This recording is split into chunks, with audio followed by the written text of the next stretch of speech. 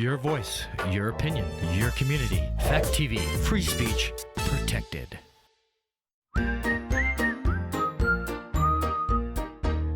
the long road, won't turn around. Secrets in the shadows, lost and found. Truth in every echo, loud and clear. Keep on with the long road, no more fear. Welcome to The Long Road. I'm your host, Kris Roberts.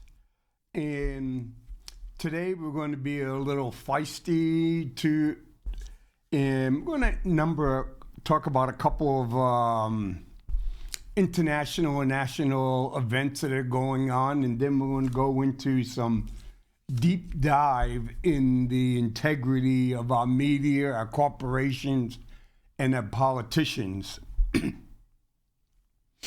Okay, one thing, affordable housing. Okay, you know, in a lot of places say I want to build a 400 unit housing block. So the city, like maybe Washington, D.C. will say, or Boston says, well, we'll let you do that, but 10% of the housing has to be for affordable housing. Okay, no problem. So yeah, I lowered the rent. The rent is lower for these 10%. So basically, I got a combo. I can make less profit. I can keep the same profit by spreading the lost income in this bottom 10% to the top 90% of the people, or I may do a combination of. But you know what? That's the pressure I get from the local government to create affordable housing.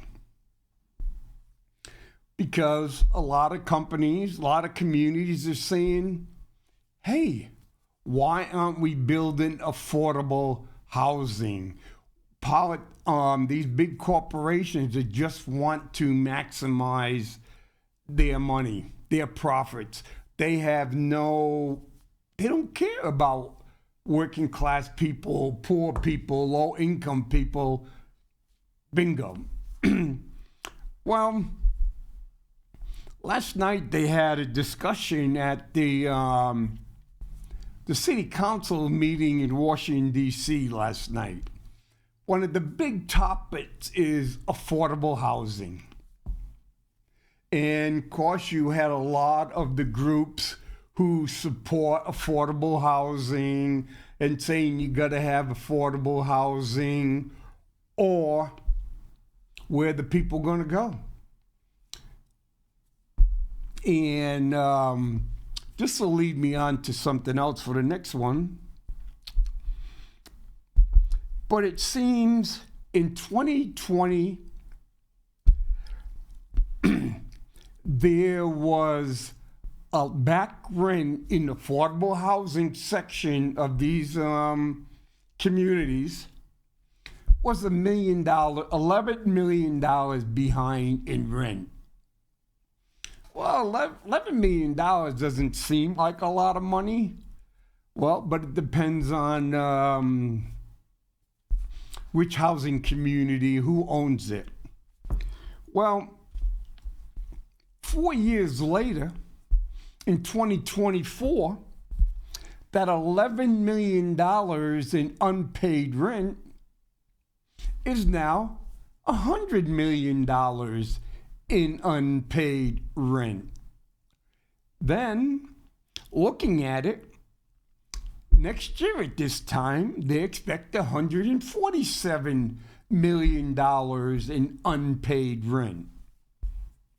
So the city is looking and says, well, you know, during COVID, we put these restrictions in so people couldn't be evicted from their houses. And the owners of these properties are coming in saying, hey, we can't afford to keep subsidizing people living in these areas who are not paying rent or not paying what they're supposed to be paying. Okay? Now just think. Here we have we have a place with 100 homes. 90 of the homes are $3,000 a month, because we're talking about inside Washington, D.C., and 10 of the homes are at $1,000 a month, affordable housing. Okay? Now, the 90 homes, I've been paying their price. They've been paying. If they don't pay, they get evicted. Now, these other 10, some of them are not even paying their $1,000. Some are paying maybe $500. Some are not paying any at all. So just think, every year I live in this place, I have to pay $36,000. The person in affordable housing may be the exact same quality of housing I'm in, is supposed to pay $12,000. And in some cases, a lot of the people are not paying anything at all. So I'm paying $36,000 for this place, and my neighbor is paying $0. But I can be evicted, but the low-income house in their affordable housing, to be politically correct, it's almost impossible to evict. Well, here's one of the problems, that good intentions. So a bunch of the owners of the affordable property have said, hey, we're getting ready to be foreclosed on because we can't make our bills. We can't afford maintenance. So the banks or the lending companies are going to come and foreclose. And when they foreclose on that property, all affordable housing disappears. Because affordable housing went with the owner of the property, not the lender of the property. So, hey, now if I can't get my money, I'm in here, the bank comes and forecloses on it. They assume the debt, the whole work, I could be out of it, and I may be able to form an LLC and buy it out of foreclosure, and I don't have to deal with affordable housing. So again, here comes the situation. You have to take individual responsibility. If you are getting a break and someone is being concerned out of your welfare and future, and I say only charging you 30% of what you're making to live in this affordable housing, you don't go in and say, well, screw it, I'm not paying anything because they can't evict me. Well, you know what? More affordable housing will not be built in Washington, D.C. if the landlord doesn't have the ability to collect the affordable housing rent or have the ability to evict someone who chooses not to. Why should someone be able to go 2-3 years without paying a single penny of rent and not have the landlord be able to evict you? Again, you got to demand that people have personal responsibility, personal accountability. Yes, government is supposed to help people with a step up and help people to get ahead, but government is not supposed to protect people from lack of personal responsibility. Okay, let's tie into personal responsibility, and we wonder, are all good deeds that are being done, are they being done because it's a good deed, or is it being done because it's lining people's pockets, keeping people in jobs? Okay? If I see a homeless person and I decide to slip the homeless person money or food only when someone's watching, only when someone is taking a photo, that is not a good deed. That's a selfish, self-interest act. You are doing it to benefit yourself. You are using that homeless person, that crippled person, that hungry person as a stage prop to put on a show to display how good of a person you are. Okay? The person who is really doing something is the one that slips in when no one is looking. Maybe someone at the middle of the night when no one's looking drops off boxes of clothing, toiletry, or food at 100 Night Shelter or at one of the places that serve meals to homeless people or unsheltered people. No one knows who it is. No pictures, no film, no nothing. You just slide in the middle of the night and get it in. You do it because you feel it's the right thing to do. Like, for example, right downstairs in the library, they get a little box there. And people come in at night and everything, and they fill up that box of food and diapers and other items, and some other people come and take it and use it. Yep.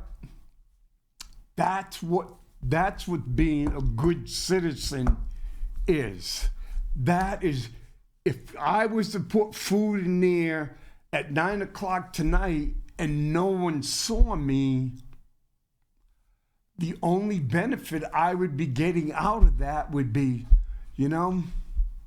that makes me feel good to know that I helped somebody today.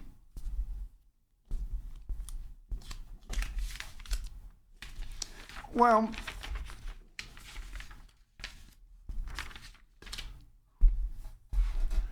migrants, refugees, okay, who is creating the problem, who is benefiting from the problem, and who is making the problem worse, and who is not being really honest with the American people. And earlier I said, if something is happening and more migrants are coming in, it's because there are certain groups that are benefiting from it. Corporations are benefiting from it. Hotel owners, motel owners, basically motel owners. There's people that are benefiting from construction companies.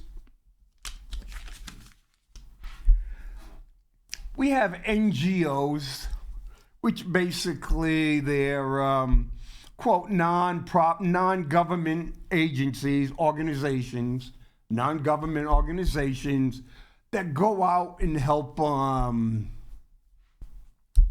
people. You get them all the time. Doctors Without Borders, Fix Children's Teeth, Native Americans, Feed the Poor, give someone money to get a heifer. All these, so many of them. I must get at least 20 or 30 a week. You donate to a few of them. And what do? They turn around and sell your information to other companies. So you give them, they hopefully to get other money. You know what? If I decide I'm going to donate $1,000 a year, it's like, idiot. If I was donating $500 to you and then all of a sudden I get 10 extra places, you know what? I'm not going to give $1,000, more than $1,000. I'm going to give less to you and some to those when I'm going to rotate my money. And so, when it comes to the refugee problem, do you know the federal government, Mr. Obama, Mrs. Harris, the border czar who did a 20-minute walkthrough yesterday, or the day before, do you know there's at least 160 NGOs that have government contracts to take care of the migrants and the refugees? Also, there was 2,034 grants that were provided by the federal government for NGOs and other organizations, and there was 234 loans that was provided to these different organizations. And you can't wonder, how could it be, hey, why do all these people end up outside of Denver? Why do all Haitians ending up in Springfield, Ohio, or certain places in Florida, or Somalis up in Maine or Minnesota? And you go, why all these groups? It was just like groups taken from one place, brought to another. And you remember earlier I had talked about the Lutheran charities and the Catholic charities and how they were making money. And, I was probably politically incorrect when I say the old Valley Green motel, when you can see different groups. If it was going to be a group of African refugees coming in, basically the Valley Green is kind of emptied out. The African refugees stay there for a while, and then once their time is up, they're sent out. Then it goes back and forth. The owner is a business person, and he or she wants to maximize their profits. They don't care. Whoever's going to give the highest amount to occupy that room is going to get that room. No different than motels, canceled reservations, canceled weddings and everything. When the governor of Massachusetts says, we're going to ensure that everybody has a place to live. So every migrant who wanted a place to live had a place to live in Massachusetts. So 160 contracts. That doesn't really seem like much. But let's see. U.S. Committee for Refugees and Migrant, Inc., a private, not-for-profit company. Okay? U.S. Committee for Refugees and Immigrants. Is that the federal government, or what is it? Well, they were giving for the fiscal year 2024 $77,788,698.62. So, is it in their best interest to have migrants keep coming, immigrants to keep coming into the United States? if we were to eliminate or really reduce the number of migrants and immigrants and refugees that were coming into the United States, they could end up losing tens of millions of jobs, tens of millions of dollars, costing a lot of people in that organization jobs. Okay? Aircraft Transport Services, Inc. You know, where President Biden is sending planes to different countries like Venezuela, Haiti, and other places, and just saying that we're vetting them in there and we're flying them right into the United States. Their contract was for $46,115,016.45. Lockheed Martin Services, LLC, owned by the Lockheed Martin Corporation, but they got a small LLC. They've got $22,160,994.71.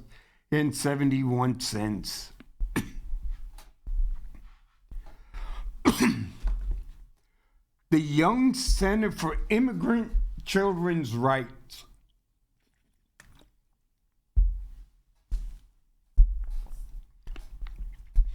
$21,339,942.13.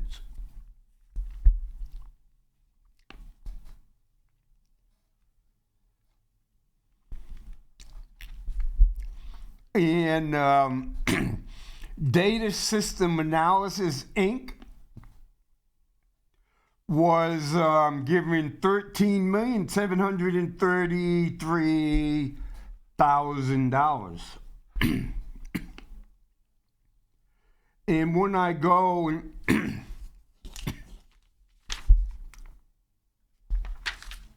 it's Immigrant Relief Center, LLC, $3.7 million. Pride Industries, $3.4 million. Immigrant Right Advocacy Center, $2 million. Civco Systems, Inc., $1.8 million, $3.6 million.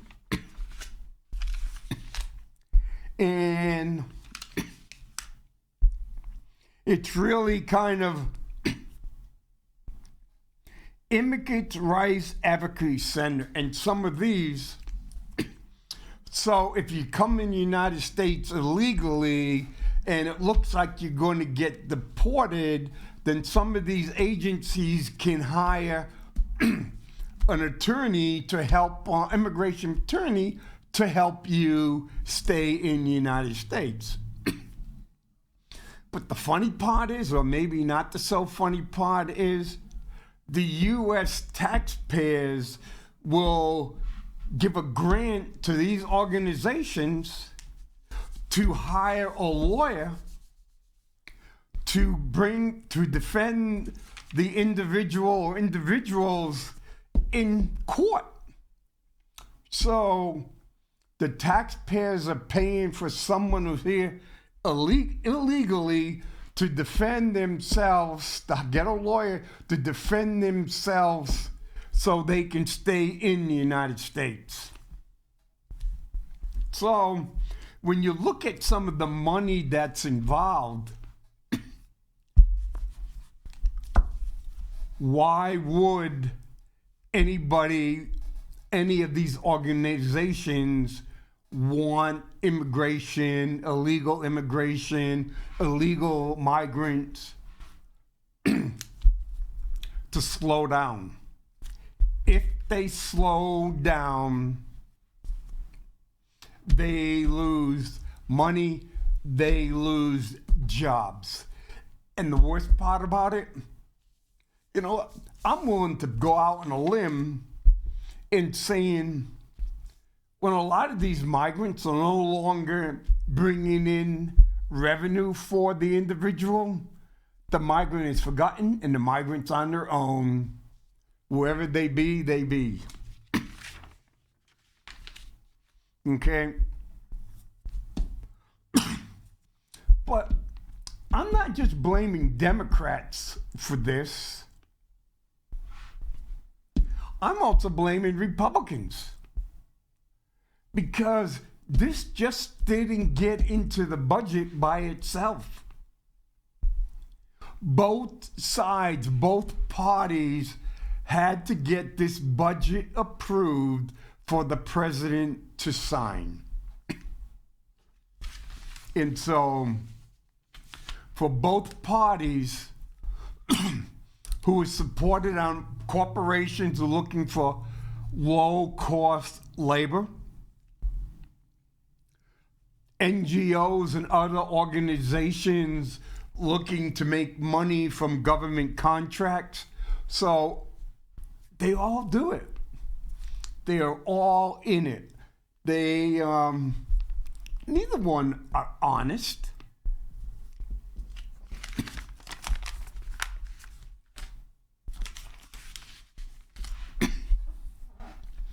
Okay, you probably heard about the longshoremen strike, which started at 12:01 on October 1st. So we're in day 2 at 12 o'clock tonight. This will be the second day of the strike, which means that the ports have been closed. Will be closed for 2 days. Nothing has been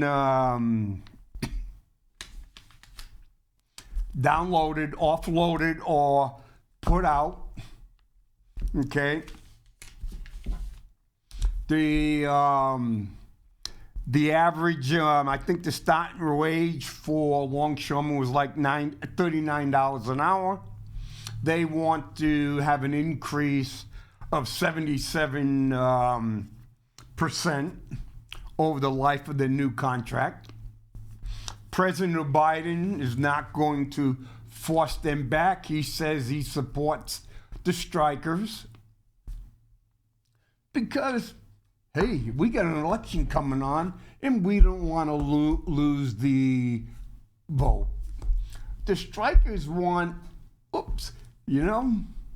that means products coming into the country being offloaded will be more expensive as costs are passed on.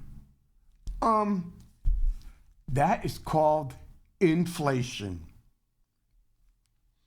Okay, some of the stuff won't come to the United States. Hey, can't sell means loss of jobs. The president of the union gets at least $900,000 a year. His son gets like $900,000. His son gets like $700,000. But you know what?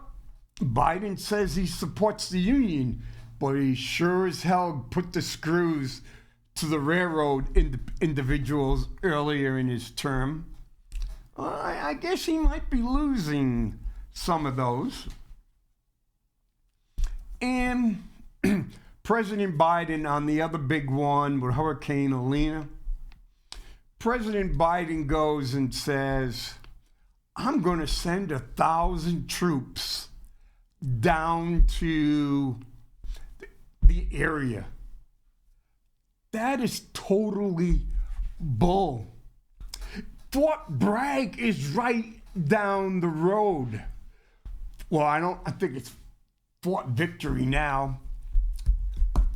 They have tens of thousands of troops that they could be sending there to help the people. They have all kinds of equipment there to help the people. They have combat engineers. They have Corps engineers that can go there.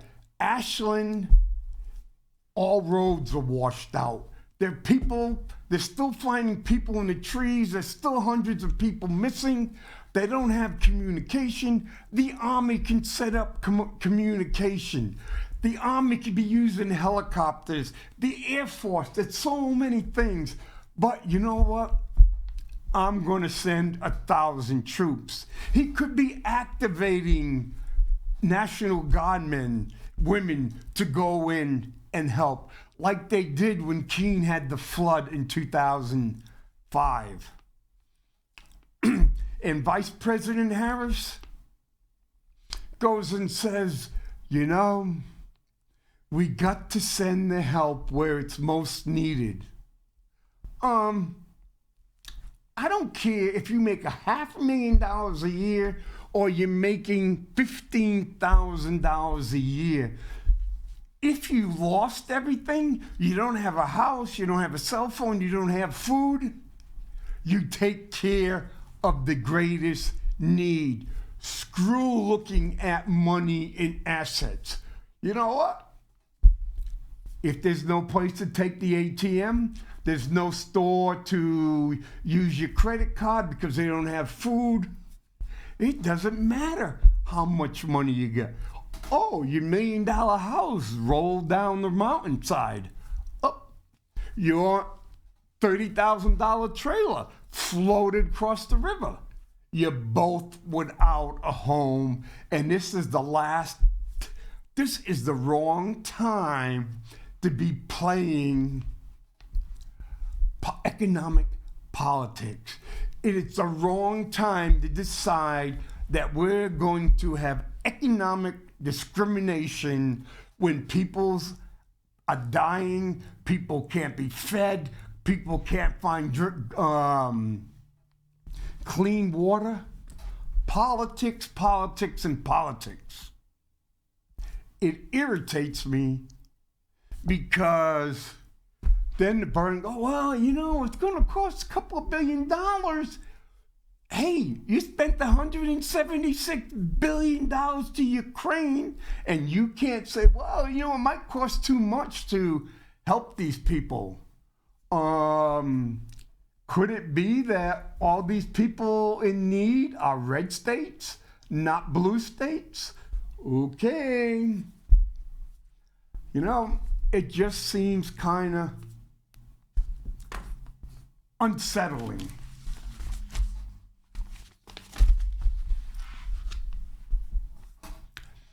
Okay, this is the lead-in.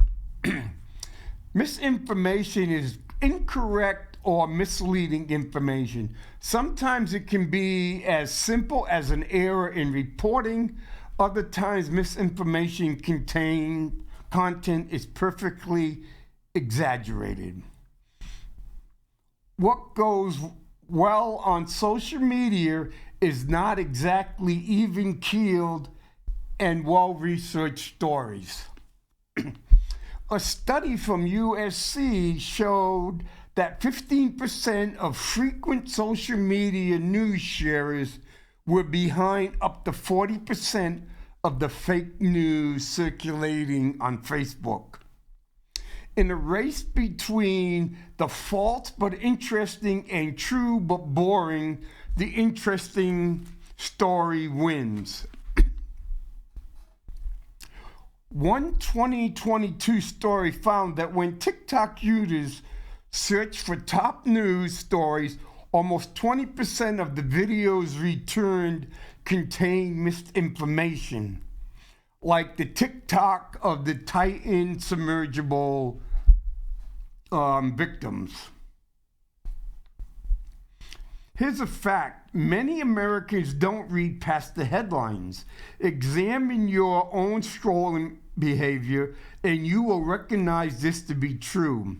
I know it's for me. A 2014 study conducted by Media Insight Project found that nearly 6 out of every 10 people acknowledge reading nothing more than news headlines. Okay, we got 1, 2, 3, 4, 5, 6. I just read 6 things. And each one of these individuals who wrote this, organization who wrote this, as far as they're concerned, they are totally factual. Totally factual. Oh, yeah. One 2002 study said 20% of the videos on TikTok contain misinformation. How does that study, what was the parameters of that study? And who did they use? Did they use a base of 100 kids? And then how did they know that these contained misinformation?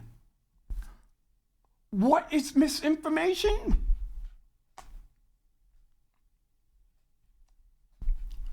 Sometimes it can be as simple as an error in reporting.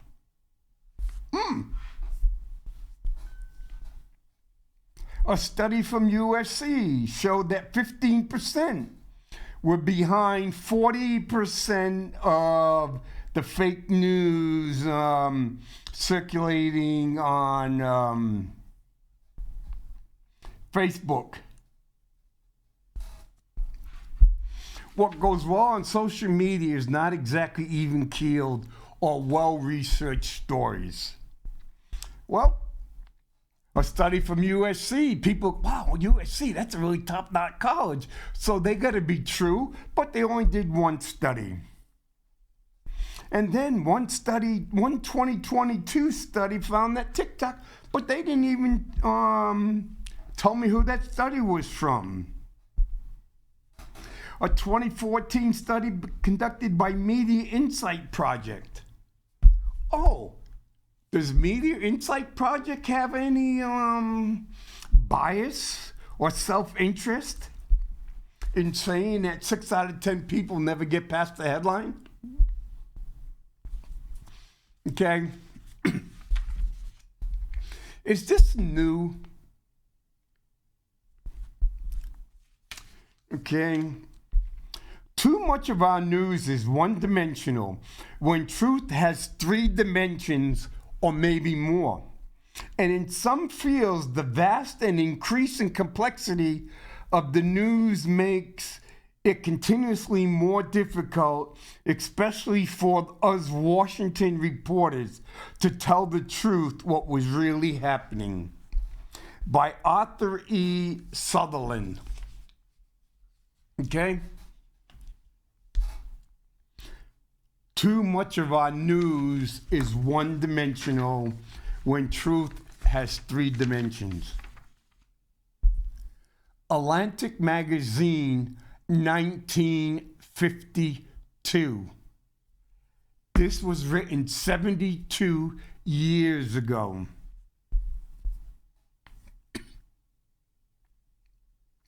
The American news business, press, and radio certainly deserve some eulogies. It is the most copious in the world, and I think the average quality is at least as good as the other, but is not yet good enough. Too often we tell the customer not what's really going on, but what seems to be going on. And I'm not referring to the small minority of newspapers and the small minority of newspaper men who don't want to tell the truth, but the great majority who do want to tell the truth, but often fall short. By an article, Why the News is Not the Truth, by Peter Van der Wicken from the Harvard Business Review magazine, May to June 1995, 30 years ago, which he writes, the U.S. press, like the U.S. government, is as corrupt and trouble institute.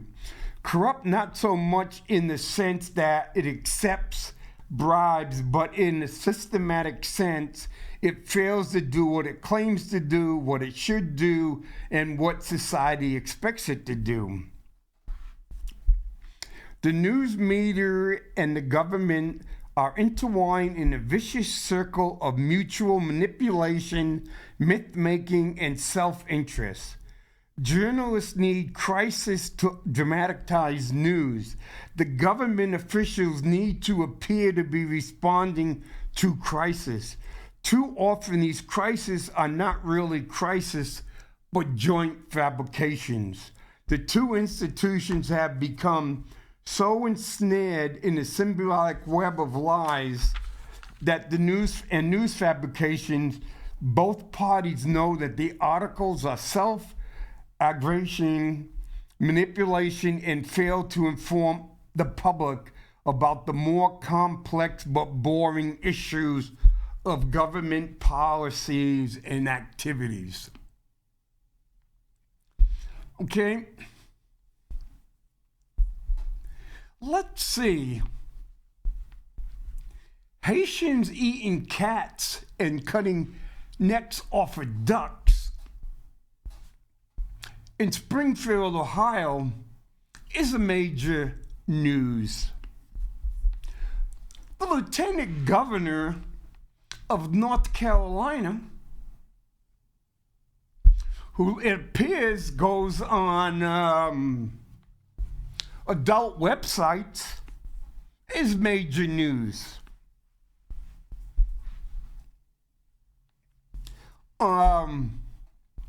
Hurricane Atlanta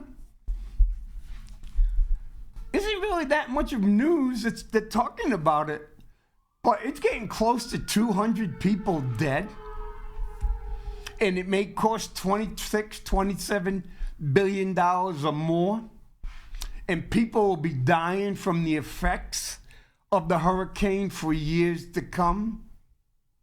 People don't have any homes and stuff. That's not that much major news. The guy for the Miami Dolphins get arrested by the police, get stopped by the police on the way to his game. Major news. I can look at so much stuff that's on the radio, on TV, on cable. Well, it's really not major news. Donald Trump possibly paying $140,000 to an adult porn star to maybe have or not have sex. Major news. Major Adams of New York. Major news. A guy in Idaho killing 4 Idaho students. Major news. Okay. Debt. $35 trillion. Nah. Okay? Our education system results are just getting lower and lower. Those are not important things. Hey, those are policies. Those are things our government is responsible for at the local, the state, and the federal level. The Army having thousands of tanks that no longer use, that cost millions of dollars. Air Force having all these aircraft that they no longer use. They say, well, it's outdated. The B-52, it's pretty close to its 70th year, and expect another 25 years out of it. Not major news. So, look at the Marine Corps. The Marine Corps is using the Cobra, which is now called the Viper, and the Huey Oh, those platforms were used in Vietnam. The Army's got the Black Hawk, but they're saying, nope, we need a better plane. We need a better helo. Wait a minute. If we were using something even 1970, over 50 years ago, if the Marine Corps can use it and use it highly effective, why does the Army have to buy new planes, new choppers?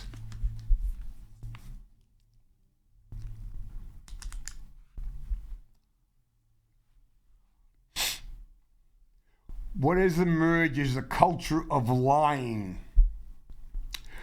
The culture of lying is the discourse and behavior of officials seeking to enlist the power of journalism in support of their goals, and of journalists seeking to co-opt public and private officials into their effort to find and cover stories of crises and emergency response. It is the medium through which the United States conducts most of its public business and a lot of our private business these days. The result is a distortion of the constitutional role of government into an institution that must continuously revolve or appear to resolving crisis. Its function in a new and powerful permanent emergency mode of operation. Oh, if the government does not pass a continuing resolution, it will be a total disaster. The United States would default on it. Well, you know what? Yeah, United States may default. Interest rates may go up. But you know what? Who's going to call in that default? Great Britain? France? China? No one. There's no one going to call in that default. Yeah, between China, Korea, South Korea, and Japan, yeah, you may have about $2.5 trillion, but they're not going to call in that default. It's not a disaster waiting to happen. A disaster is the Great Depression. A disaster is the oil embargo. You know, the architect of this, you know, the Pulitzer Prize, and when everybody wants to win the Pulitzer Prize, you know, the guy who talked about the Russian conclusion won the Pulitzer Prize, and when he found I was wrong, he didn't return it. Pulitzer bought the New York World in 1883, and he goes, what he did was, we're going to do away with regular news, regular reporting on the government, and bring drama to the news by turning new articles in the story with a plot, actors in conflict, and colorful details.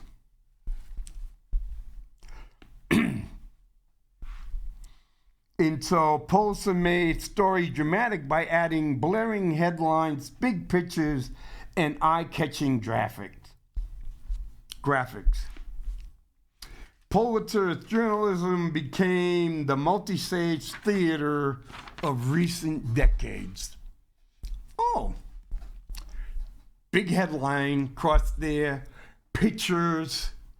I don't want people to read. I want the pictures to tell them a story. I want the headline to tell them a story. You know, and the first few words will tell them a story. I might throw in declaimers or other words in the middle where people are not going to read. Anything what sells is about making a profit. It ain't about telling the truth. Business has learned to play the game as well. Indeed, in recent decades, roughly since the founding of the Business Roundtable in the late 1970s, many companies have become adept at promoting their version of reality that they want the public and government officials to believe. A corporate propagandists, companies now routinely use persuasion and image making, whether to attract political allies through philanthropy, Philip Morris Company to promote their economics, Mobil Oil Company, or to deliver or deflect ethics of their product and processes, McDonald's Corporation. As a result, business has become a prominent player in the manipulation of perception and in the corruption of the public policy process. Ford executives were given strips before being interviewed by journalists to ensure that they would make the point the companies wished to make. They were literally performing. What the script said was almost never what the people in the company really thought, but Ford wanted the media, the government, and the public to think. When Jimmy Carter asked the 400 largest corporations to limit wage and price increases to contain inflation as a result of the oil bubble, most of the Ford executives were cynical and thought the move would make inflation worse. But what did they say? They said that Ford agreed with it. Why did Ford agree with it? The Ford image makers decided that it would be politically dangerous to oppose any inflation effort publicly and hope that the company's seemingly support will help restrain its suppliers from increasing prices and its workers from demanding higher wages. Ford's statement itself was a lie. Yes, we're going to say we agree with this to keep down inflation, but we don't agree with it. But you know what? The people that worked for us in the public interest say, hey boss, hey Mr. Ford, this could work. We'll come across and tell the people that we agree with Jimmy Carter's request to limit growth and price increases. And then we will use that same public statement to convince our suppliers not to increase their prices and to convince our workers not to ask for raises. But at the same time, we're limiting our increases. We're not doing away increases. Yeah, we were planning on doing a 4%, but we'll do a 2%. But since the suppliers are not going to raise their prices, and since the workers are not going to get increase, we'll be actually making more profits.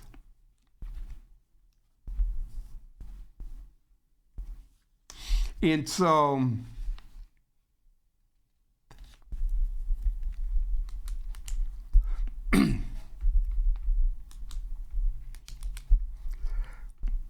in July 15th, 1994, between June 15th and July 15th, 1994, the Media Research Center studied the television network's evening newscast. Of the 68 newscasts on healthcare reform, 56 focus on the political aspect. Who's going to benefit politically by making reform or going against reform or compromising on reform? And only 12 dealt with the economic or individual impact of various proposals as reported in the Wall Street Journal. So there is 80 episodes on the nightly news over a 30-day period on healthcare. 68 of those were on the political, and only 12 were on the economic or individual impact of the various proposals. So, where does the average person get their information? ABC, NBC, CBS? No, they have the politics. Like I'm saying, is the politics is working with the media, going on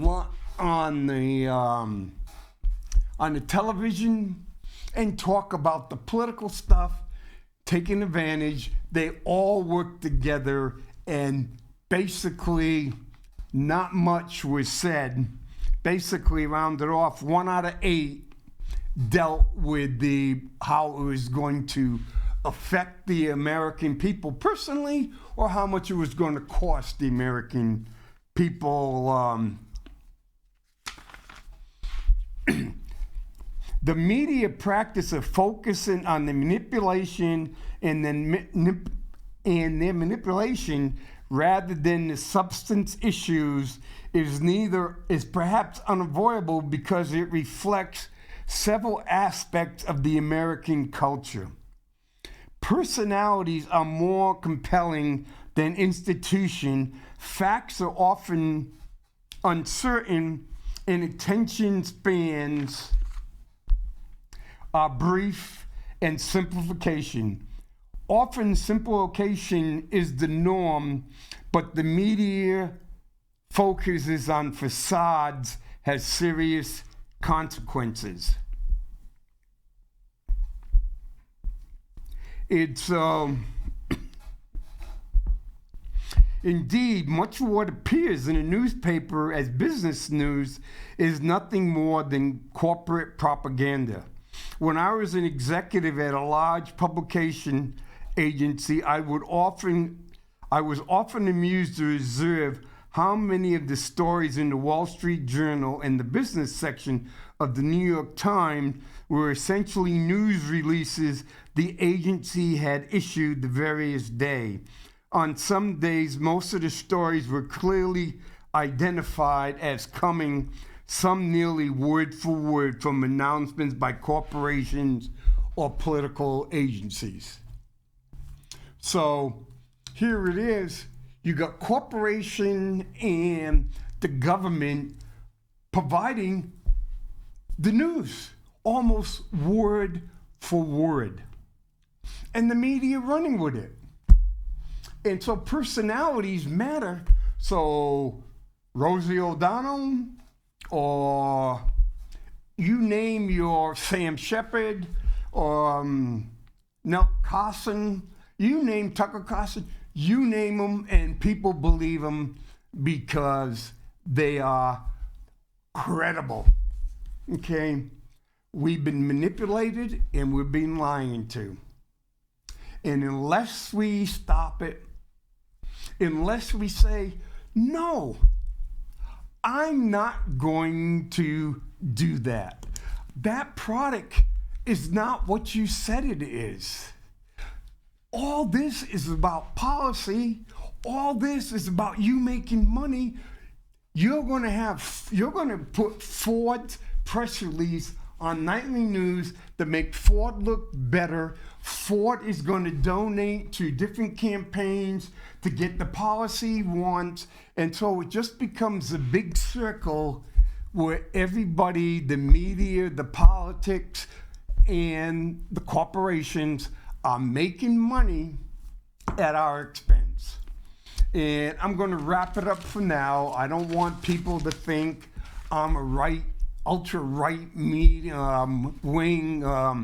therapist. And ever, the information that I provided was from the U.S. government. It was from the Atlantic magazine and the Harvard Business Review. And so it wasn't, all those articles are well researched.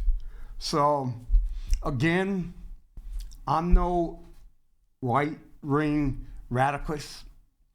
And also, and some of the people don't know me, I had suffered from a bad stroke years ago, and sometimes I have problem pronouncing my words correctly.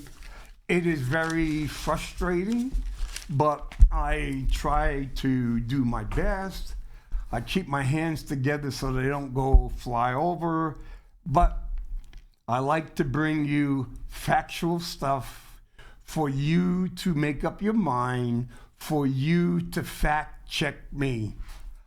I do not want anybody to accept what I'm saying as the complete truth. Like the individual said, when it comes to news, it comes to information, it is at least three-dimensional. We cannot afford to be one-dimensional. One-dimensional is when someone gets on the news and says if Donald Trump gets elected, he will destroy our economy. I mean, he will destroy our democracy. Ain't gonna happen. We have a lot of protections.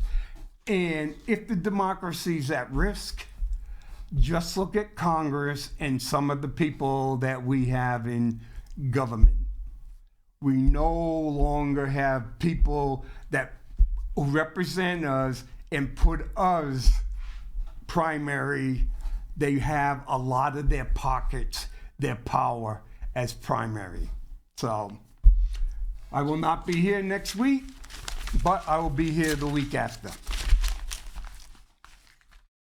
On the long road, won't turn around. Secrets in the shadows, lost and found. Truth in every echo, loud and clear. Keep on with the long road.